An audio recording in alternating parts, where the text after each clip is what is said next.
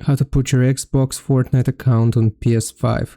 You will need to Google search for Epic Games either on a PC or using your phone and open up this first website. Once you open up the Epic Games website, then we will select sign in the top right corner, and then you should see only played on console sign in to access your progress and purchases. So here we're going to select Xbox Network, and you just want to sign in using your Xbox account. Now once you have signed in, then you will click on your name in the top right, and then you want to go into account. Here, once you go into account, you will need to select linked accounts, and then you will see PlayStation Network in this field. I already have it connected, that's why it appears under linked accounts. So you will just click on PlayStation Network here from this list.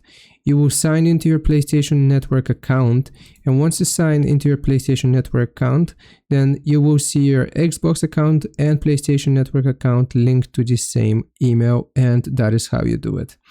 I hope this helps. Leave a like and subscribe, and I'll see you next time.